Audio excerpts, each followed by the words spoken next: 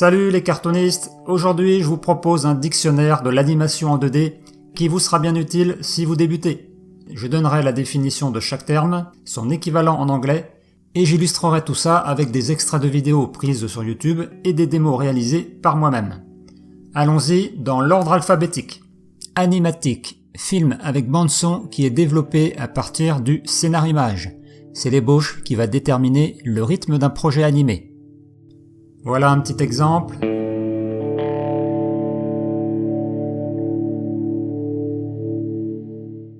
Animation cutout.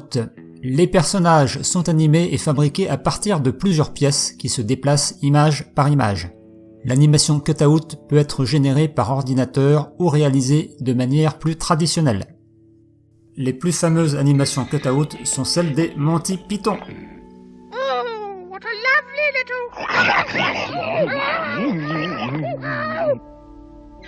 Et voici aussi un exemple avec papier. Animation pose à pose. Le processus d'animation pose à pose est l'action de créer toutes les poses principales, appelées les poses clés, puis de placer les poses secondaires entre les clés. En conclusion, l'animateur comble les écarts existants avec les dessins intermédiaires afin d'obtenir une animation fluide. Voici une animation pose à pose avec les types de poses, pose clé, pose intermédiaire, pose clé, intermédiaire, intermédiaire, clé, intermédiaire, intermédiaire, clé, intermédiaire, intermédiaire, clé. Animation traditionnelle. Le processus traditionnel d'animation est l'action de dessiner sur papier toutes les séquences d'animation avant de les numériser ou d'appliquer l'encre sur les selles.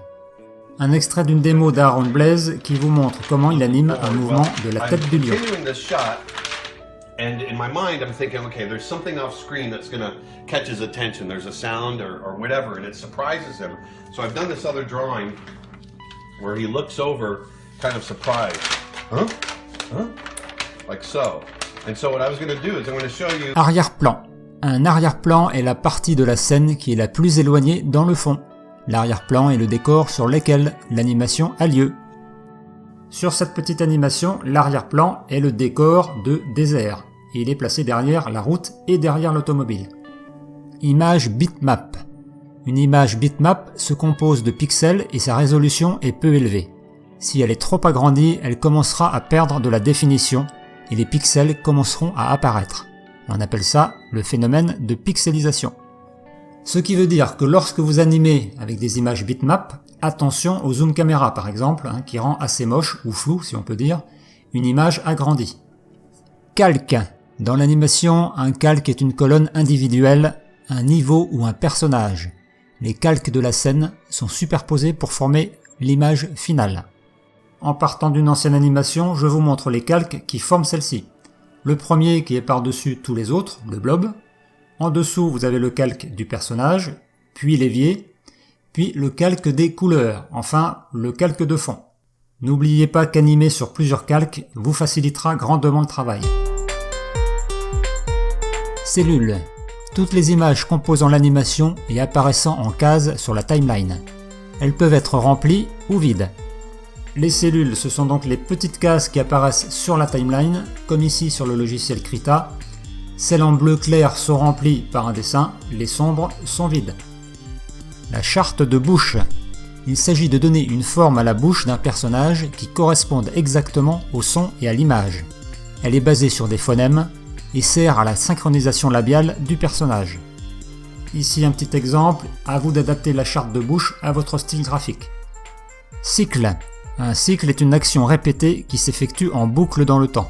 Il s'agit d'une série de dessins animés ou d'une série de poses clés. Le cycle de marche est le plus connu. Un des cycles les moins évidents, la marche. Décomposition. Dans l'animation cutout, la décomposition est l'action de décomposer un personnage en différentes parties pour créer une marionnette avec des articulations. Pour décomposer un personnage, l'artiste découpera des parties comme les mains et les bras à partir du modèle de personnage et les collera dans des calques séparés avant d'assembler les articulations et de placer les pivots.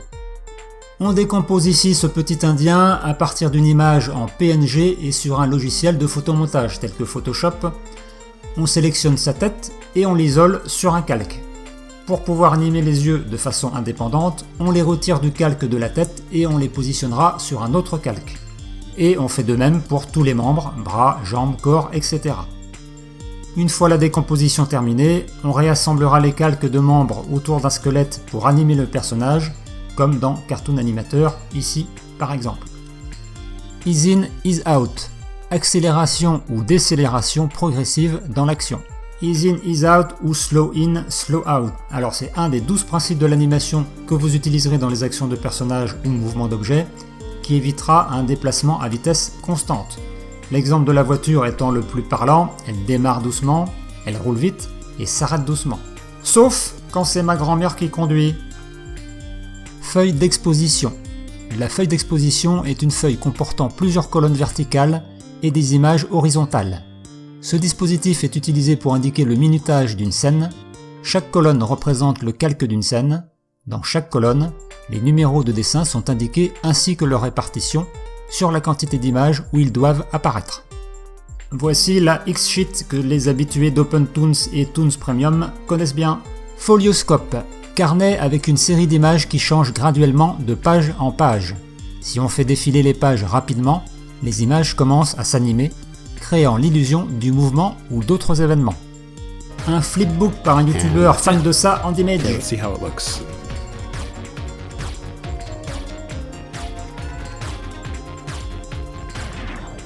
Format d'image. Le format d'image est le rapport qui existe entre la largeur et la hauteur pour n'importe quel format de scène, d'image ou de film. Le ratio de télévision est de 4:3 et le ratio du format écran large est de 16/9. Voilà une des choses à décider avant de démarrer un projet. Votre format d'image ne sera pas le même si vous décidez de publier par exemple sur Newsground ou sur Instagram. Images intermédiaires. Ce sont les dessins qui existent entre les poses principales. Ceux-ci sont dessinés pour créer des transitions fluides entre les poses. Retour sur l'exemple vu précédemment pour l'animation pose à pose. Interpolation. Dans l'animation, l'interpolation est le mouvement généré par ordinateur qui est créé entre deux poses clés. Alors un petit exemple, vous placez un objet sur la première cellule à gauche, vous le positionnez à droite sur la 20e cellule, et le logiciel va calculer et animer automatiquement le déplacement de l'objet. Ça marche aussi bien pour les changements de taille, de couleur, etc. Ligne d'action. Direction que l'action suivra, également connue sous le nom de trajectoire d'action. Ici, la trajectoire d'une balle ou de la marche. Ligne de temps. La fenêtre ligne de temps est une représentation horizontale des éléments, du minutage et des poses clés de la scène. Un exemple de timeline sur Krita. Vous pouvez choisir le nombre de cellules qui la composent, il y a les boutons de visionnage, retour, etc. Et vous choisissez le taux d'image en FPS. Voilà, encore un autre exemple, la timeline d'Animate CC d'Adobe. Masque, c'est une forme utilisée pour masquer un objet placé sur un autre calque. Je reprends un de mes personnages pour vous illustrer tout ça. On focalise sur la bouche qui est composée d'un masque. Il y a un petit icône qui me l'indique, ici avec le petit rond noir et blanc. Ce groupe de calques réunit les calques des dents, de la langue et de la bouche elle-même, plus exactement le contour de la bouche. Et c'est celui-ci avec le petit plus à côté de Mouth qui délimite la zone de masque. C'est-à-dire que les dents, comme la langue, ne sortiront pas de l'espace de la bouche, quelle que soit leur position. Une option bien utile proposée par certains logiciels. Mise en attente, images dans l'animation pendant lesquelles le personnage maintient sa position sans bouger. Dans cette animation, la mise en attente se situe entre le frame 18 et le frame 21. Le morphage. Crée des dessins générés par ordinateur entre une source et un dessin de destination. Très utile dans les mouvements de tête ou les déformations d'objets. Multiplan, c'est le procédé qui consiste à passer par de multiples niveaux de dessin pour créer un certain sens de profondeur dans un plan. Un multiplan est une scène où les calques sont placés à différentes distances de la caméra, de sorte que lorsque la caméra se déplace, une illusion de profondeur se produit. Dans cet exemple, on place les différents éléments du décor plus près ou plus loin de la caméra, ce qui donnera un effet de profondeur à une scène en 2D. Ossature, squelette visible après avoir réalisé le rigging d'un personnage dans le cas d'une animation en cut-out. Une ossature ou squelette a été attaché à ce petit écureuil punk, un ou plusieurs bones correspondent à un membre donné. Particule, une fonction algorithmique qui permet de rendre différents types d'effets, comme le mouvement de l'eau, des explosions, le feu, etc. Quelques exemples d'effets de particules, vous pouvez modifier ceci en changeant les données implémentées, angle, vitesse, espacement, etc. etc. Pelure d'oignon. La pelure d'oignon ou peau d'oignon est un dispositif permettant de voir les séquences de dessins précédentes et celles qui suivent. Sur OpenToonz, c'est avec ce petit cercle qu'on règle la pelure d'oignon. En me positionnant au-dessus du demi-cercle rouge, je vois le dessin précédent mon frame actif, en rouge sur la feuille de dessin. En dessous du demi-cercle vert, je vois le dessin suivant, le frame actif, en vert sur la feuille de dessin. On peut choisir de voir aussi loin qu'on veut les images précédentes ou suivantes. Le principe de la pelure d'oignon est toujours à peu près le même, quels que soient les logiciels utilisés. Phonème, unité de son dans une langue en particulier. A, E, I, O, U, etc., etc. Le pivot. Un pivot est le point autour duquel un dessin effectue une rotation. Le point pivot est ce petit cercle avec une croix au centre de ma sélection. Je le glisse vers le bas et l'objet sélectionné, la tête en l'occurrence, tourne autour de ce point pivot. Plan. Un plan est une scène dans un film ou un spectacle. Une séquence se compose de plusieurs plans. Un plan passe à un autre plan par une coupure simple ou une transition. Tap!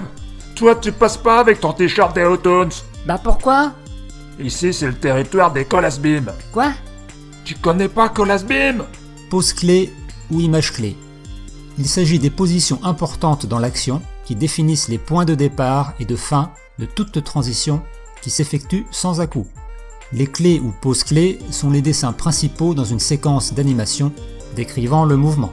Pour animer le saut de ce personnage, j'ai dessiné 5 poses clés, la position debout, la position fléchie avant de s'élancer, la position en haut du saut, la position à la réception du saut, puis la position au retour debout. J'utiliserai ensuite la pelure d'oignon pour créer les poses intermédiaires. Rigging. L'action d'attacher les parties d'une marionnette cut-out les unes aux autres. Petit exemple ici avec Kiksama. Oh mais il a grossi. Ah, ça doit être le confinement ça. Ah oui, rester affalé dans le canapé à manger des donuts, eh ouais, c'est pas bon ça. Allez, je vous montre tous les calques qui correspondent aux membres du personnage, bouche, tête, bras, corps. Je crée un premier élément d'ossature pour la totalité du personnage, puis un autre pour le corps, la tête.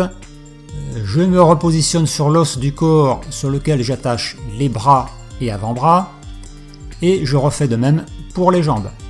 En rouge, vous voyez apparaître l'entièreté du squelette d'animation. Le rigging est terminé ou presque, puisqu'il faudra ensuite affiner la connexion entre le squelette et les parties du corps.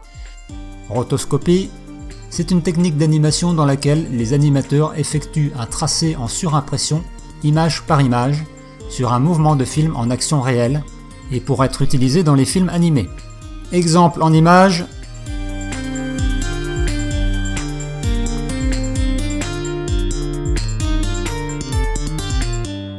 Scénarimage. Un plan visuel de toutes les scènes et plans présents dans une animation.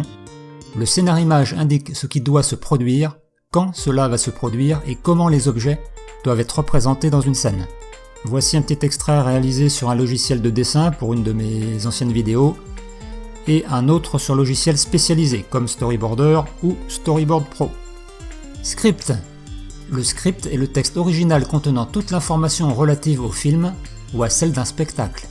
Dans l'animation, le script contient toutes les descriptions de lieux, les dialogues, le temps et bien plus encore. Un projet commence par un script. Scrubbing de son. Le processus connu sous le nom de scrubbing de son vous laisse entendre le son en temps réel, tandis que vous déplacez l'indicateur de lecture vers l'avant ou vers l'arrière. Ce processus est très utile pour la synchronisation labiale de précision. Vous pouvez effectuer un scrubbing de son à partir de la fenêtre Timeline. En avant, gros tas. En avant, gros tas. Squash and stretch. Principe d'animation consistant à donner un effet d'écrasement et d'étirement à un objet ou personnage pour accentuer leur mouvement. Encore un des 12 principes de l'animation et je vous recommande d'aller voir la vidéo sur ce sujet sur la chaîne de Sociamix. Symboles. Les symboles sont des boîtes dans lesquelles vous pouvez placer tout ce que vous voulez. Vous pouvez utiliser les symboles pour animer votre marionnette, créer des animations réutilisables comme le clignotement des yeux. Vous pouvez alors relâcher le symbole n'importe où dans votre animation.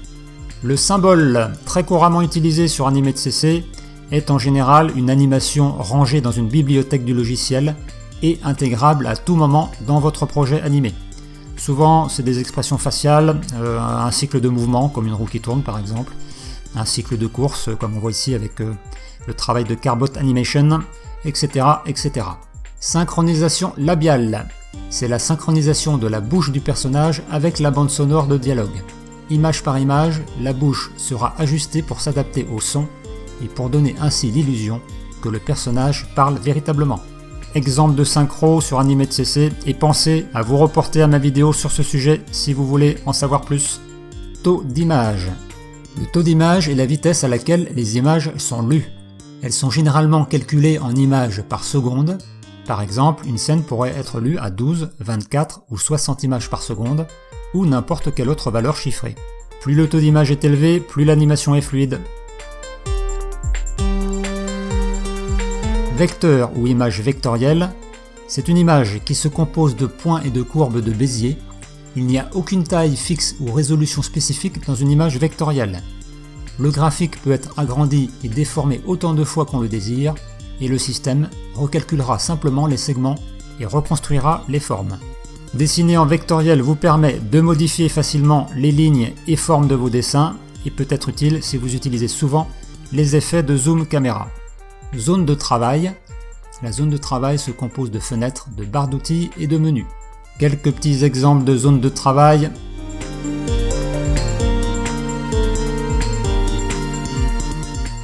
Ainsi se termine le déco des 40 mots pour bien débuter dans l'animation en 2D et mieux comprendre les tutoriels, même en anglais.